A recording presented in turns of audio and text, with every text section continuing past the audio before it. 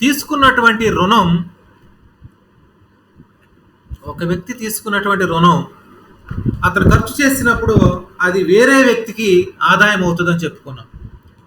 ఆ వేరే వ్యక్తి కూడా ఆ ఆదాయాన్ని ఖర్చు చేసినప్పుడు అది మరి మరొక వ్యక్తికి ఆదాయం అవుతుంది. అతను కూడా ఖర్చు చేసినప్పుడు మళ్ళీ అది వేరే వ్యక్తికి ఆదాయం అవుతూ ఉంటుంది. అలాగా వ్యక్తుల ద్రవ్యం అనేటువంటిది, మనీ అనేటువంటిది చేతులు మారుతూ ఉంటుంది. చేతులు మారుతూ ఉన్నప్పుడు మనకి ఈ ఎవరైతే ముందుగా ఒక రుణం తీసుకుని దాన్ని ఖర్చు చేశారో, ₹1,00,000 తీసుకున్నారు అనుకున్నాం. ఆ ₹1,00,000 మార్జిన్ మనీ ఆయనకి 90,000 ఇచ్చి ఆ 90,000 ఖర్చు చేసినప్పుడు అది వేరే షాప్ అతనికి వెళ్తాయి. ఆ షాప్ అతను వాళ్ళు మళ్ళీ బ్యాంకులో వేస్తాడు. మళ్ళీ బ్యాంకులో ఏం చేస్తే మళ్ళీ రుణాలు మంజూరు చేస్తాయి 90,000. ఆ 90,000 మళ్ళా కొంత మేరకు ఈ మార్జిన్ మనీ మినాయించుకుని ఎంత పర్సెంట్ ఉంటే అంత, 70,000 అయితే 70,000, 80,000 అయితే 80,000 మళ్ళా వేరే వ్యక్తులకు రుణాలు మంజూరు చేయడం జరుగుతూ ఉంటుంది. వేరే వ్యక్తులకు రుణాలు మంజూరు చేస్తూ ఉన్నప్పుడు అప్పుడు అతను మళ్ళీ ఏం చేస్తాడు, అతను కొనుక్కున్నటువంటి ఏదైతే వస్తువు కొనుక్కుంటాడో, అతను దేనికైతే ఖర్చు చేస్తాడో అక్కడ మళ్ళీ అతనికి అది ఖర్చు అయ్యి అది వేరే అతనికి ఆదాయం అవుతుంది. అతను మళ్ళీ బ్యాంకులో వేస్తాడు. అలా ₹1,00,000 విలువైనటువంటి ఈ యొక్క ద్రవ్యము సంవత్సర కాలంలో సుమారుగా 10 లక్షల చేతులు మారిన దాన్ని బట్టి 10 లక్షల విలువైనటువంటి పనిని చేస్తుందని మనం ఇదే పరపతి సృష్టి, బ్యాంకుల పరపతి సృష్టి అంటాం. ఎవరికైతే రుణాలు మంజూరు చేస్తుందో అతని పేర డిపాజిట్ అనేటువంటి దాన్ని అకౌంట్ని ఓపెన్ చేసి డిపాజిట్ల సృష్టి లేక పరపతి సృష్టి అంటాం. ఓకే, ఇది మనకి షార్ట్ ఆన్సర్కి వస్తుంది. ఈ క్వశ్చన్ మనకి షార్ట్ ఆన్సర్కి వస్తుంది. అయితే ఇప్పుడు మనకి ఇందులో ఎస్ఏ క్వశ్చన్ రావడానికి ఉన్నటువంటిది మరొకటి ఏంటంటే, వాణిజ్య బ్యాంకుల విధుల తర్వాత రెండోది కేంద్ర బ్యాంక్ విధులు. కేంద్ర బ్యాంక్ విధులు. అసలు కేంద్ర బ్యాంక్ అంటే ఏంటి? సెంట్రల్ బ్యాంక్ అంటాం. ఎవరు చెప్పారు? చిన్ని, మన దేశంలో కేంద్ర బ్యాంక్ ఏమని పిలుస్తాం? మన దేశంలో కేంద్ర బ్యాంక్ ఏమని పిలుస్తాం?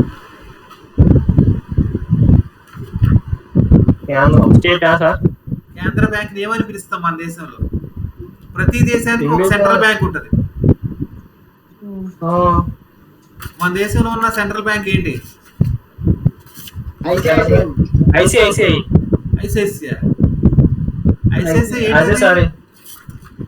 ఇండియన్ కాన్స్టిట్యూషన్ ఏదో ఉంటుంది సార్. బ్యాంకులన్నిటికీ పెద్దది అది. అది చెప్పినట్టు అందరూ వినాల్సిందే. ప్రైవేట్ బ్యాంకులైనా ప్రభుత్వ బ్యాంకులైనా ఏవైనా సరే అది చెప్పినట్టుగా వినాలి. Reserve bank. రిజర్వ్ బ్యాంక్ మీరు ఏమన్నారు? ఐసిఐసిఐ అదే ప్రైవేట్ బ్యాంక్, అది వాణిజ్య బ్యాంక్. మన దేశానికి రిజర్వ్ బ్యాంకు ఏదైతే ఉందో దాన్ని సెంట్రల్ బ్యాంక్ అంటాం, కేంద్ర బ్యాంక్ అంటాం. అలాగే ప్రతి దేశానికి కూడా ఈ సెంట్రల్ బ్యాంక్ అనేటువంటిది ఉంటుంది అనమాట. ఆ దేశం అంతటికి ఒకే సెంట్రల్ బ్యాంక్ ఉంటుంది, ద్రవ్యాన్ని ముద్రీకరించేటువంటిది. ఉదాహరణకు మిగిలినటువంటి వాళ్ళు ఎవరికి అధికారం ఉండదు కదా. ఇలాగ మనకి మన దేశంలో చూసుకున్నట్లయితే రిజర్వ్ బ్యాంక్ ఉంటుంది. ఈ రిజర్వ్ బ్యాంక్ విధులు ఏంటి మన దేశంలో, లేక కేంద్ర బ్యాంక్ విధులు ఏంటి చెప్పుకుంటే సిలబస్లో మనకి వాణిజ్య బ్యాంకుల విధుల తర్వాత రిజర్వ్ బ్యాంక్ విధులు అనేటువంటి చాలా ఇంపార్టెంట్. రిజర్వ్ బ్యాంక్ విధులన్నా కేంద్ర బ్యాంక్ విధులన్నా ఒకటే. దాని గురించి మనం తెలుసుకుందాం, ఒక్కొక్కటి తెలుసుకుందాం. ఒకసారి అది మీకు పీపీటీ పెడతాను చూడండి, దానికి మనం తెలుసుకుందాం. సార్ ఇంకెన్ని లెసన్లు ఉన్నాయండి సిలబస్ అవుతాయి అమ్మా? ఇది ఎన్నో యూనిట్ అవుతుంది ఇప్పుడు? ఇంకా 3 యూనిట్లు ఉన్నాయండి. 2వ యూనిట్ కదా ఇప్పుడు అయ్యేది. ఇది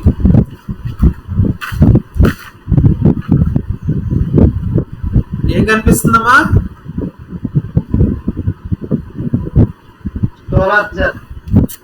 కేంద్ర బ్యాంక్ విధులు కనిపిస్తుందా? కనిపిస్తుంది. కనిపిస్తుంది కదా? కనిపిస్తుంది సార్. ఓకే.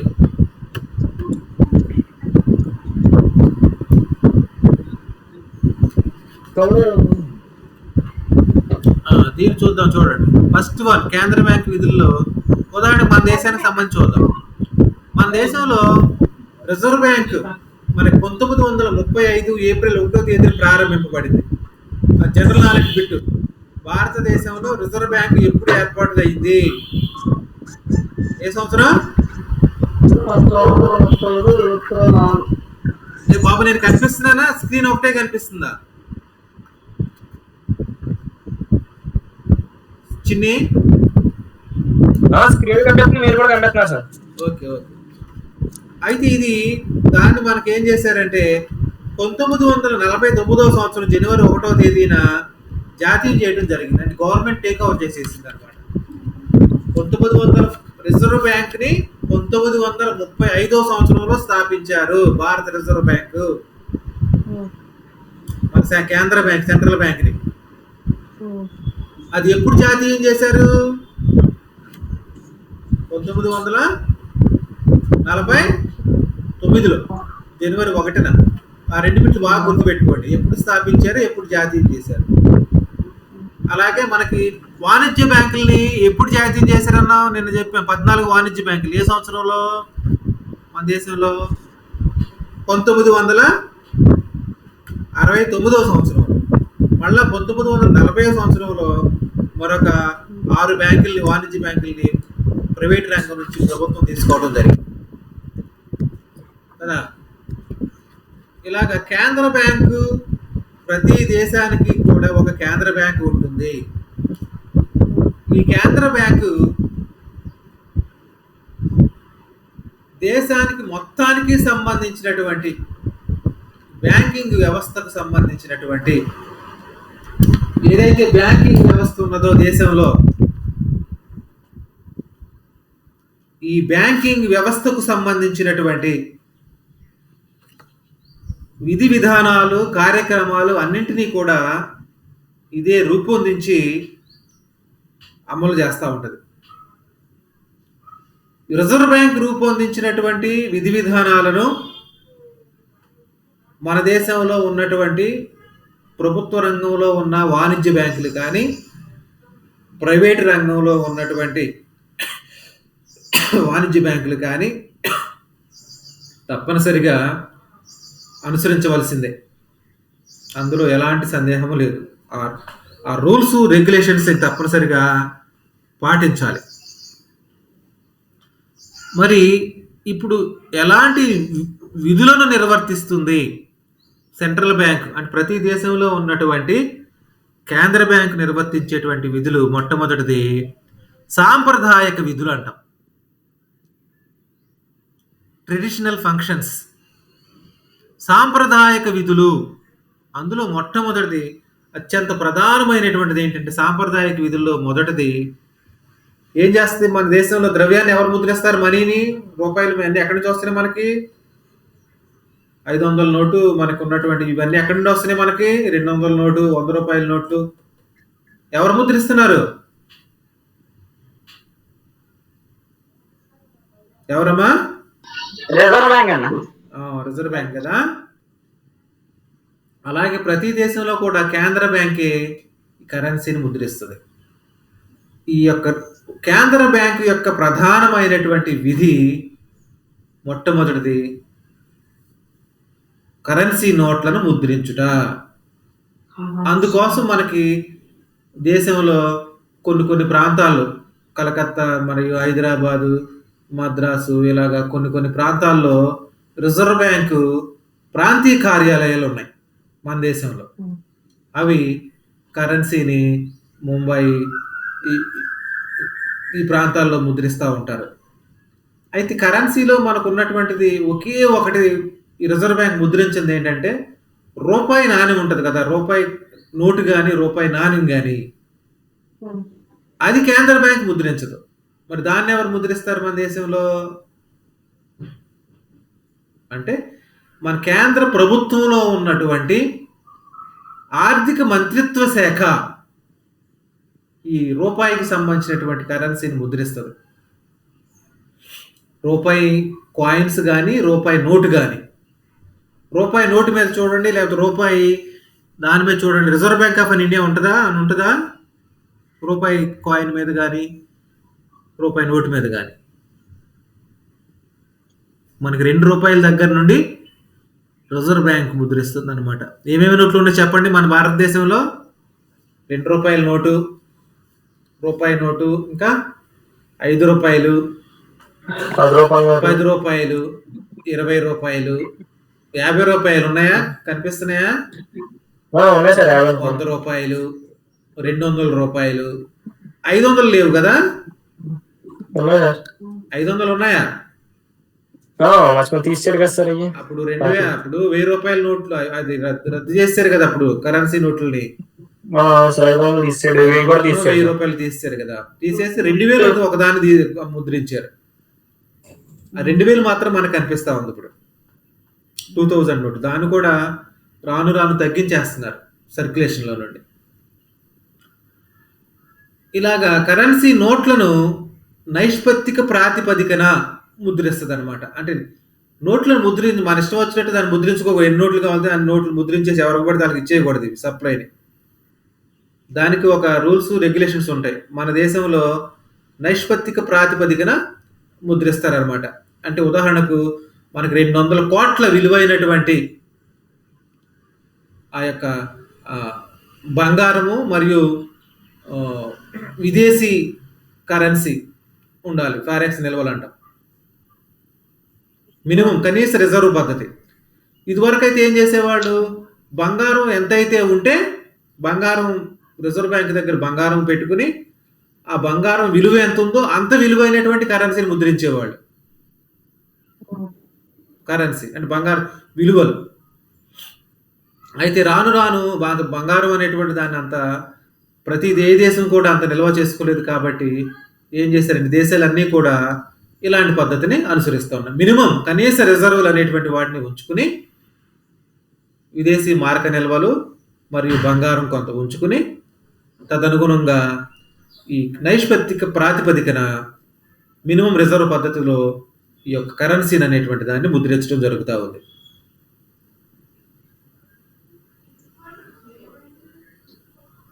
అది మొట్టమొదటి విధి. చెప్పమ్మా. ఆ మధ్య నారాయణపురంలో కూడా దొంగ నోట్లు ముద్రించే వాళ్ళని అరెస్ట్ చేశారు, గుర్తుందా? కరెన్సీ నోట్లని, దొంగ నోట్లు. ఈ కరెన్సీకి ప్రత్యేకతలు చాలా ఉంటాయి. అబ్జర్వ్ చేయండి ఒకసారి. ఒక 500 నోటో, 50 రూపాయల నోటో, 100 రూపాయల నోటో, 200 నోటో తీసుకుని ఒకసారి 500 నోట్లో చూస్తే మీరు అర్థమవుతుంది మీకు.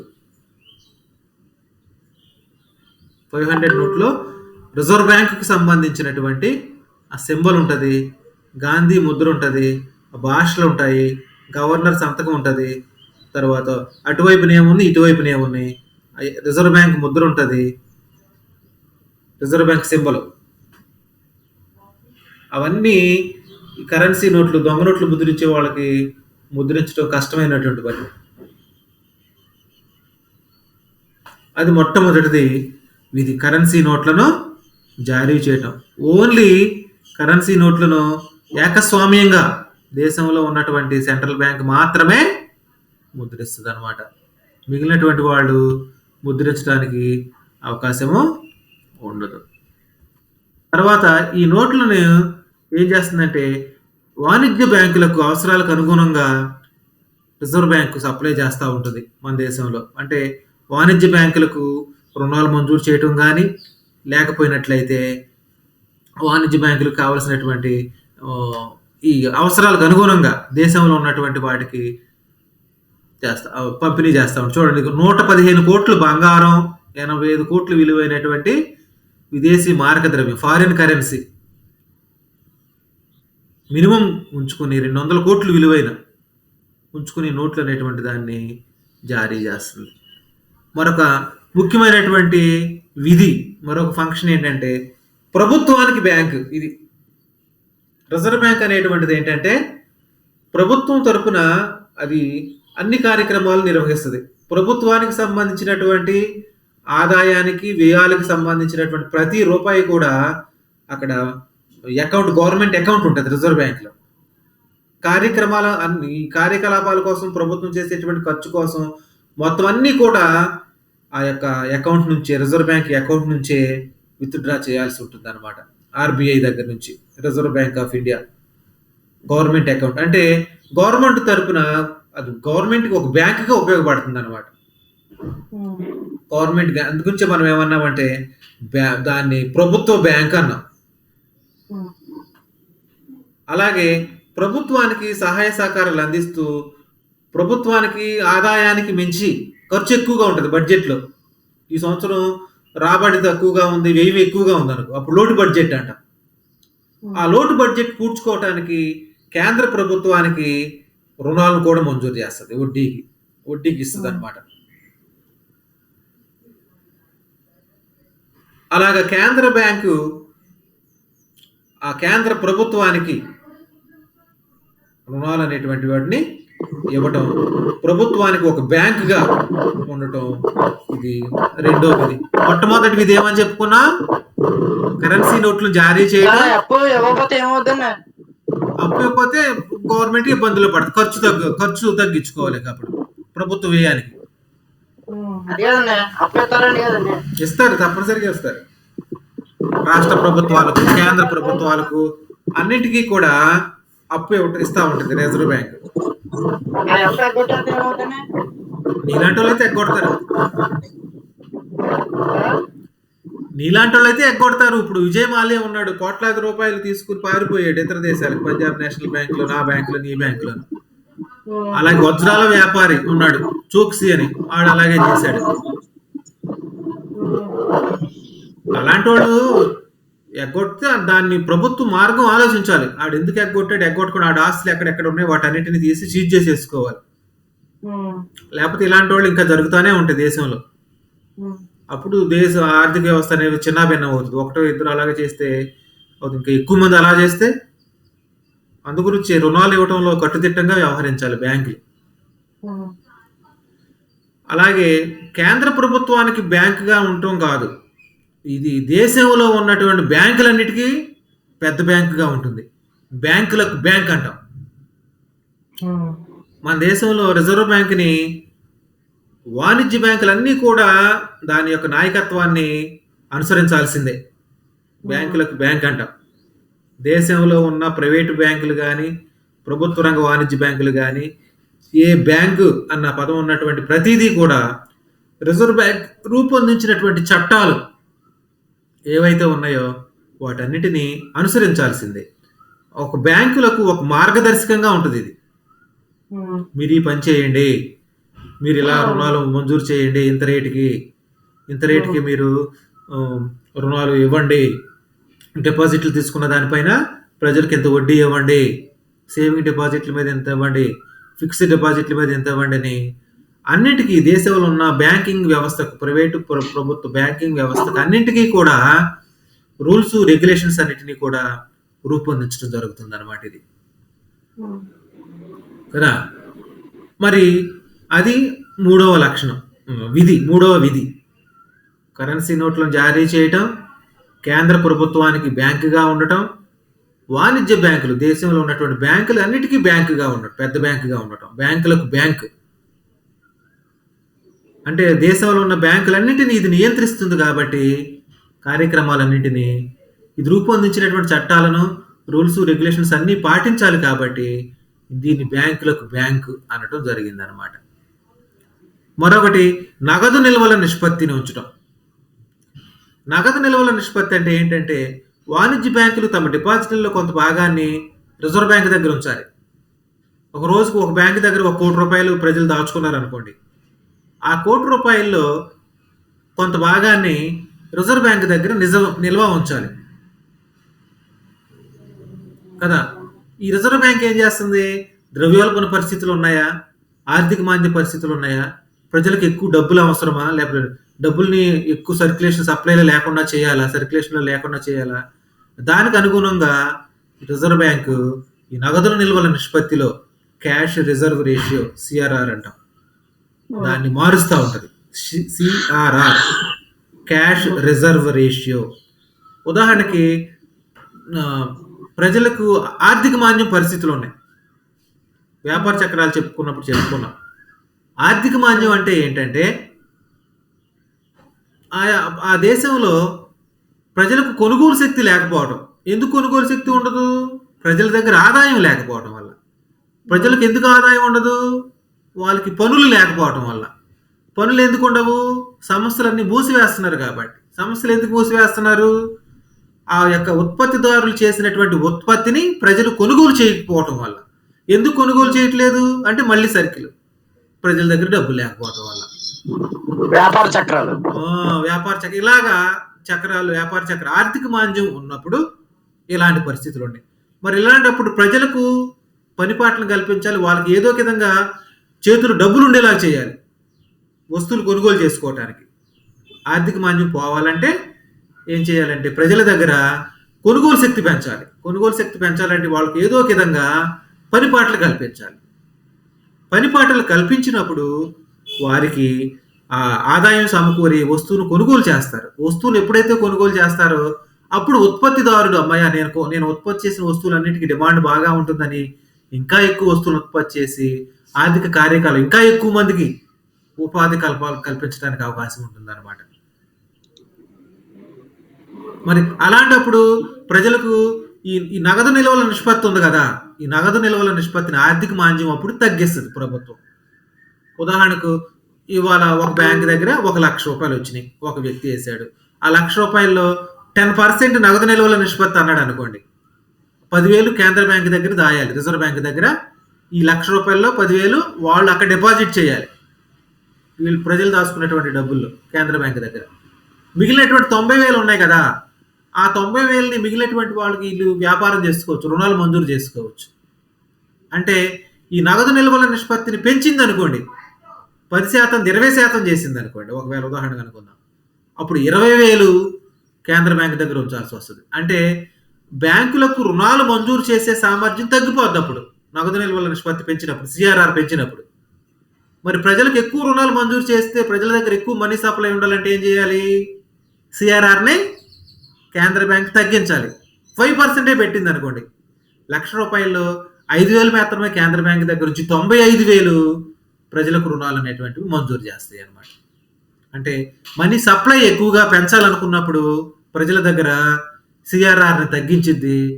సప్లై ద్రవ్యోల్బణం ఎక్కువగా ఉన్నాయి, ప్రజల దగ్గర డబ్బులు ఎక్కువగా ఉన్నాయి, వస్తువులు ఎక్కువగా కొంటున్నారు అనుకున్నప్పుడు ఏం చేస్తుందంటే సిఆర్ఆర్ని పెంచింది అనమాట కేంద్ర బ్యాంకు. అప్పుడు ఎప్పుడైతే సిఆర్ఆర్ పెంచిందో కేంద్ర బ్యాంకులకు ఈ వాణిజ్య బ్యాంకులకు రుణాలు మంజూరు చేసేటువంటి సామర్థ్యం తగ్గుద్ది అనమాట.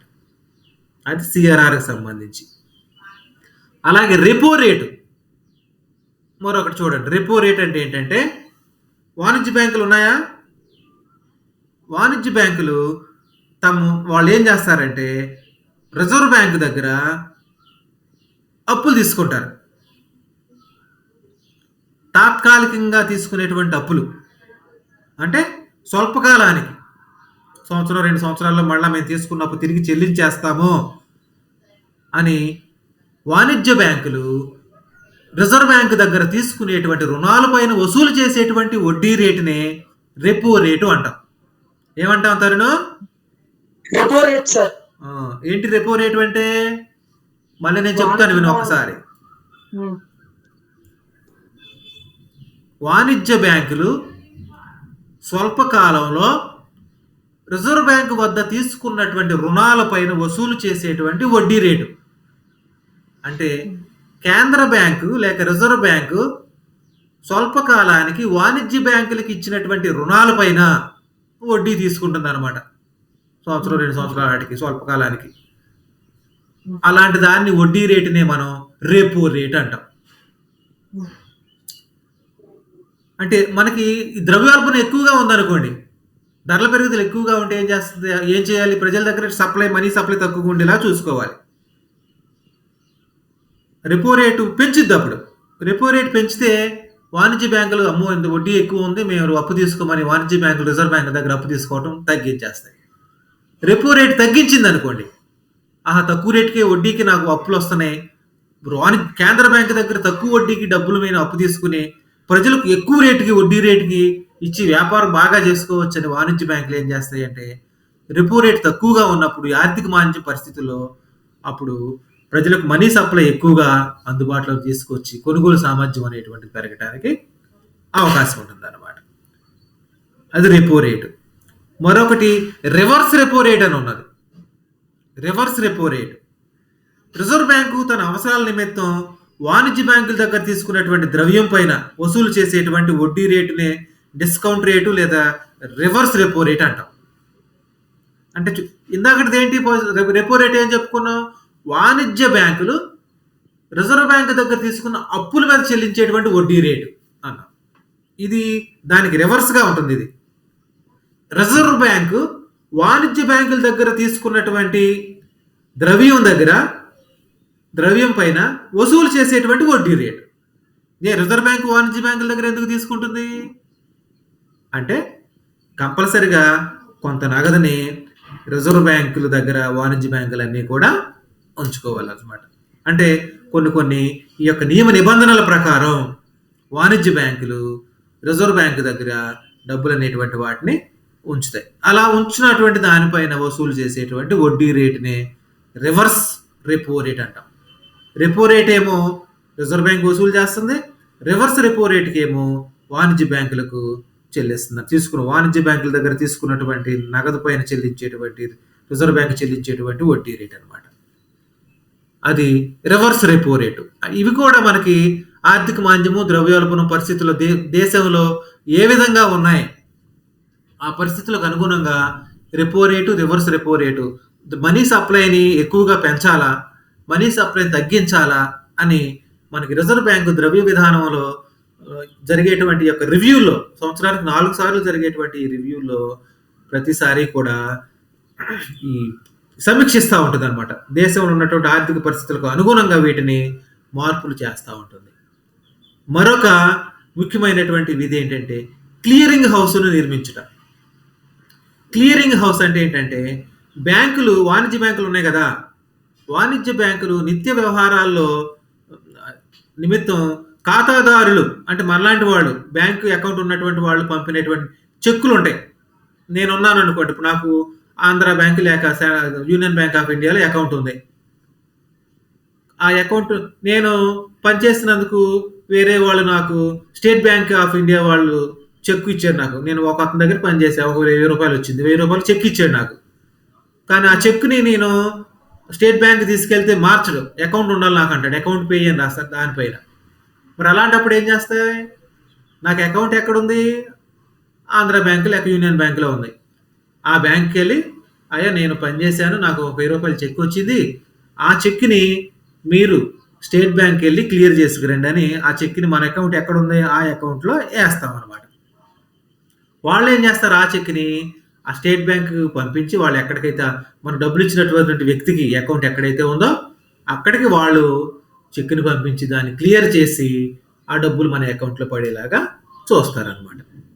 ఇలాగా వాణిజ్య బ్యాంకులు దేశంలో ఉన్నటువంటి మిగిలినటువంటి బ్యాంకులు ఏవైతే ఉన్నాయో వాణిజ్య బ్యాంకులు చెక్కులు ఒక బ్యాంకు నుంచి ఒకరి బ్యాంకుకి ట్రాన్స్ఫర్ చేసి వాటన్నిటిని క్లియర్ చేస్తానికి రిజర్వ్ బ్యాంకు ఒకదాన్ని ఏర్పాటు చేస్తుంది అనమాట. దాన్ని మనం క్లియరింగ్ హౌస్ అని అంటాం అనమాట. అంటే ప్రతిరోజు కూడా ఆ బ్యాంకులు తీసినటువంటి బ్యాంకులకు వచ్చినటువంటి ఆ చెక్కులు ఏవైతే ఉన్నాయో ఆ చెక్కులన్నింటినీ కూడా సులభతరంగా మార్చుకోవటానికి క్లియరింగ్ హౌస్లు అనేటువంటి వాటిని ఏర్పాటు చేస్తున్నారు. మరొకటి ముఖ్య లక్షణం ఏంటంటే అంతర్జాతీయ ద్రవ్య నిల్వలను పరిరక్షించుట. ఇది చాలా ఇంపార్టెంట్. ఇది ఇతర దేశాలకు మనకి ఫారెక్స్ నిల్వలు అంటాం, ఫారిన్ కరెన్సీ డిపాజిట్స్. మనకి ఎందుకు అవసరం ఇవి? విదేశీ నిల్వలు ఎందుకు అవసరం, విదేశీ కరెన్సీ నిల్వలు ఎందుకు అవసరం మనకి?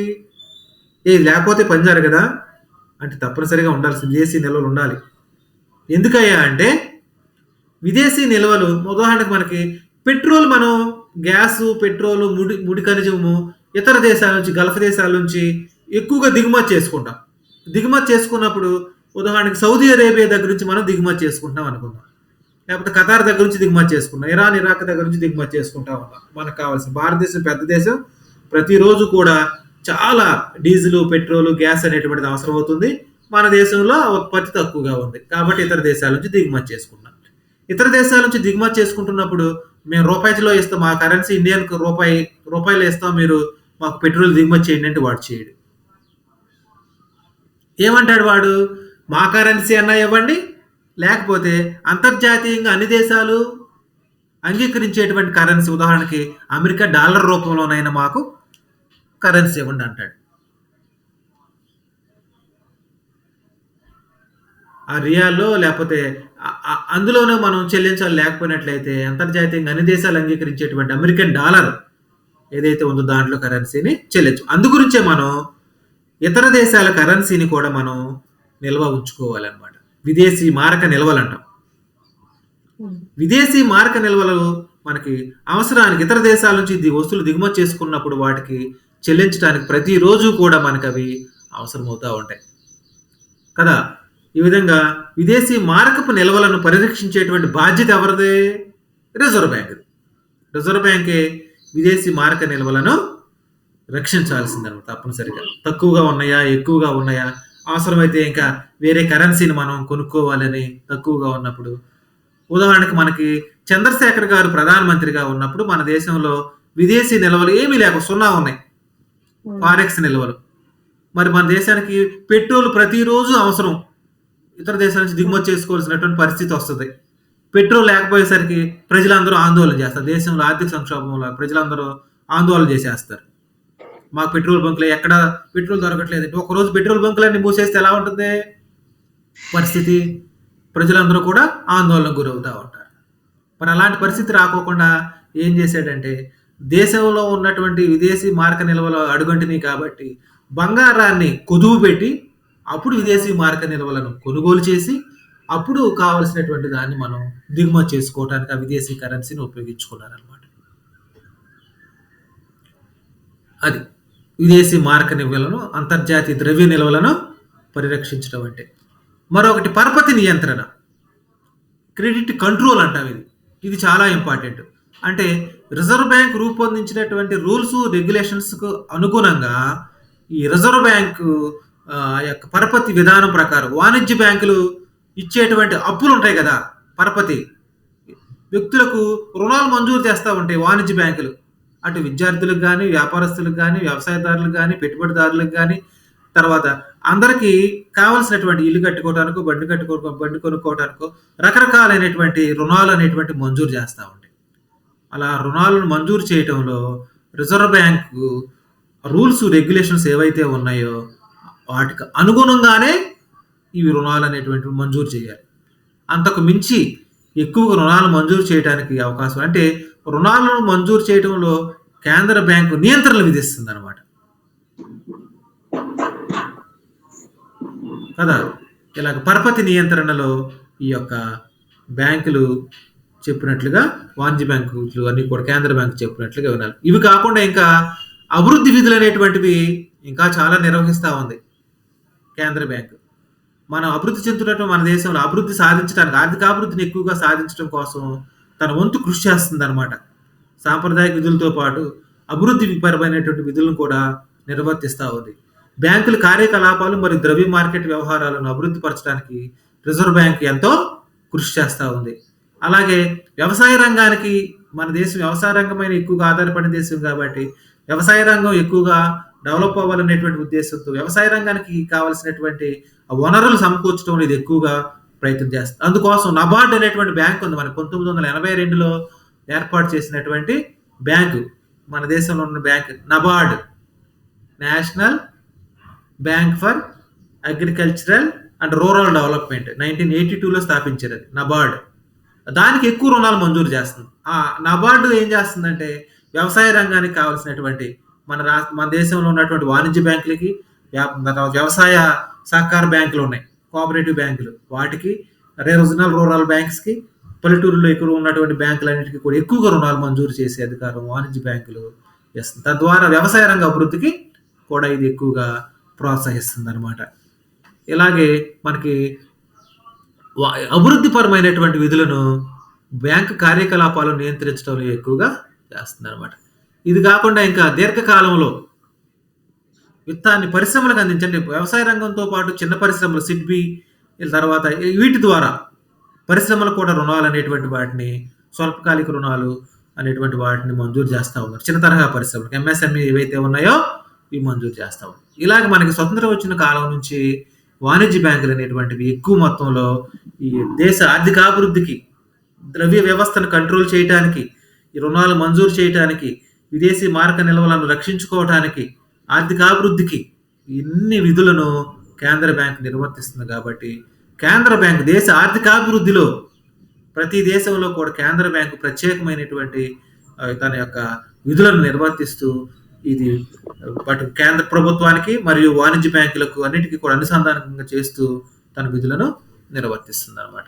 ఇది వాణిజ్య బ్యాంకులకు సంబంధించినటువంటి కేంద్ర బ్యాంకు లేక రిజర్వ్ బ్యాంకు సంబంధించినటువంటి విధులు. Okay, okay sir. ఈ నోట్స్